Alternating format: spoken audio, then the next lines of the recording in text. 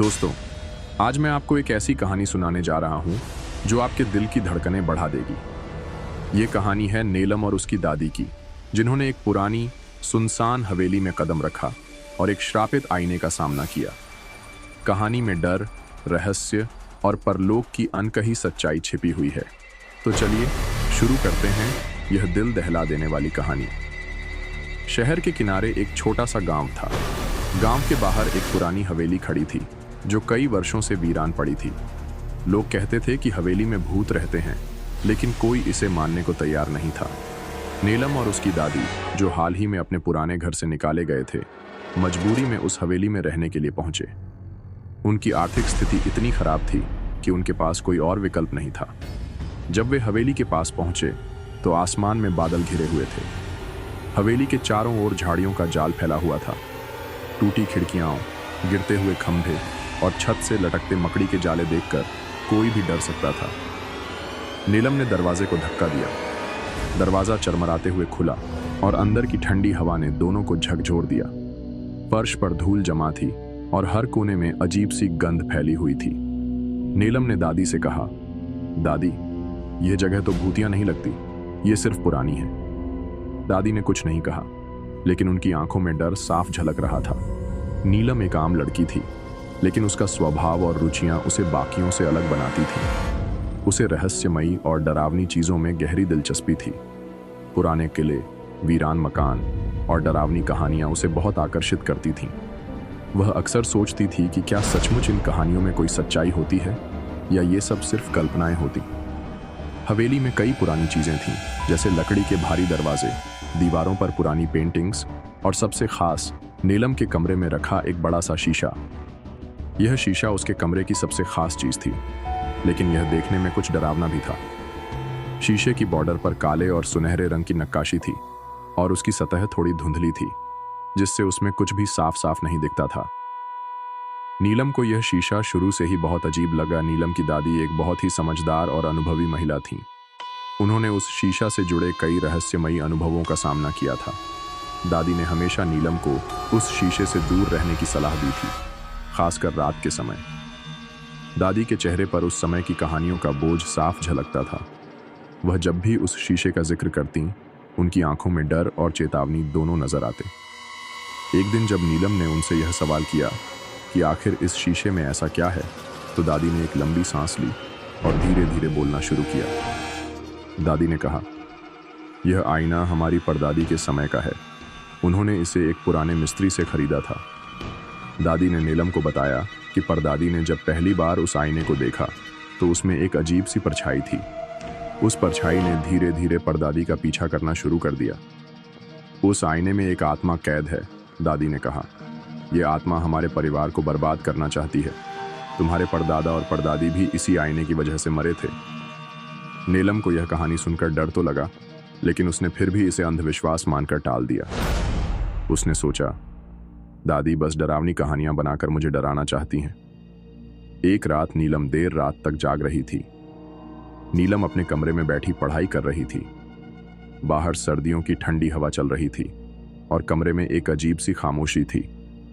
घड़ी की सुइयों ने जब रात के 12 बजाए, तभी अचानक एक हल्की सी आवाज आई।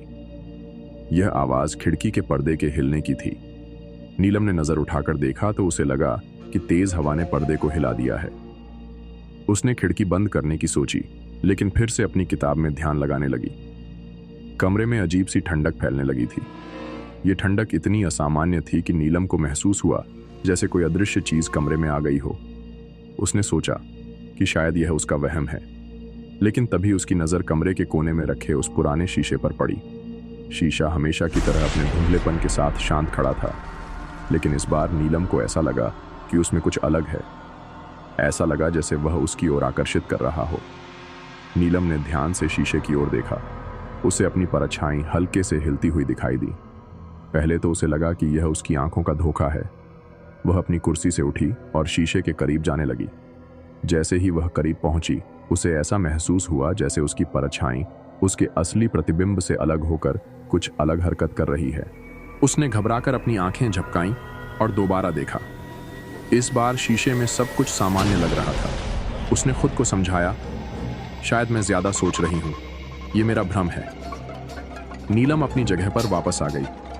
रात नीलम ने सोचा कि वह अपने डर को नजरअंदाज करेगी और सामान्य तरीके से अपना काम करेगी। उसने फिर से रात में पढ़ाई करने की योजना बनाई, लेकिन इस बार उसने ठान लिया कि वह शीशे की ओर ध्यान नहीं देगी। उस रात भी घड़ी ने जैसे ही 12 बजाए, कमरे में वही ठंडक फैलने लगी। नीलम ने खुद को समझाने की कोशिश की कि यह सिर्फ मौसम का असर है, लेकिन इस बार ठंड के साथ साथ कमरे का माहौल भी बदलने लगा। नीलम ने गलती से शीशे की ओर देखा। इस बार उसने देखा कि उसकी परछाई के साथ साथ शीशे में कोई और चेहरा भी था। वह चेहरा सफेद था, उसकी आंखें पूरी तरह काली और भावशून्य थीं। वह चेहरा नीलम की ओर देख रहा था, जैसे उसे कुछ कहना हो। नीलम को लगा कि उसका दिल धड़कना बंद हो जाएगा। उसने जोर से चीखने की कोशिश की, लेकिन उसकी आवाज जैसे गले में अटक गई। वह शीशे से दूर हटना चाहती थी, लेकिन उसके पैर जैसे जमीन में जम गए थे। जैसे जैसे वह चेहरा स्पष्ट होने लगा, शीशे के अंदर एक आकृति भी उभरने लगी। वह आकृति लंबी और काले कपड़ों में लिपटी हुई थी। उसके बाल बिखरे हुए थे और वह धीरे धीरे नीलम की ओर बढ़ रही थी। नीलम ने अपनी पूरी ताकत जुटाकर चिल्लाना शुरू किया। उसकी चीख सुनकर उसकी दादी कमरे में आई। उन्होंने जल्दी से शीशे पर लाल कपड़ा डाल दिया और कुछ मंत्र बुदबुदाने लगी। धीरे धीरे कमरे की हवा शांत हो गई। दादी ने नीलम को समझाया, यह आत्मा तुझे अपने साथ ले जाना चाहती थी। यह बहुत पुरानी और खतरनाक है। नीलम ने दादी की चेतावनी और उस शीशे के साथ हुई डरावनी घटनाओं के बाद ठान लिया कि अब इस रहस्यमय और खतरनाक शीशे को खत्म करना होगा। लेकिन इस काम को अंजाम देना इतना आसान नहीं था। दादी ने पहले ही बता दिया था कि यह शीशा साधारण नहीं है। इसे नष्ट करने के लिए एक विशेष प्रक्रिया की जरूरत होगी। जब नीलम ने दादी से कहा कि वह इस शीशे को नष्ट करना चाहती है, तो दादी ने तुरंत आपत्ति जताई। यह काम इतना सरल नहीं है बच्ची, दादी ने गंभीर स्वर में कहा। इस शीशे के साथ छेड़छाड़ करना खतरनाक हो सकता है। अगर इसे गलत तरीके से नष्ट करने की कोशिश की गई, तो इसमें कैद आत्मा पूरी तरह से आजाद हो सकती है।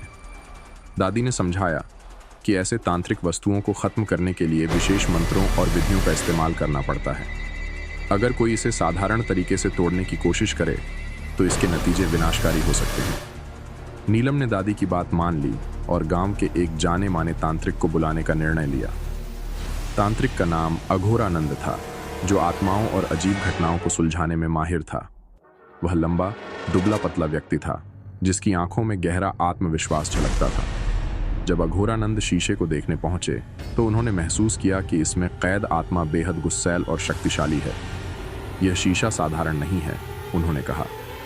इसमें एक प्रबल आत्मा कैद है, जो वर्षों से बाहर निकलने का प्रयास कर रही है।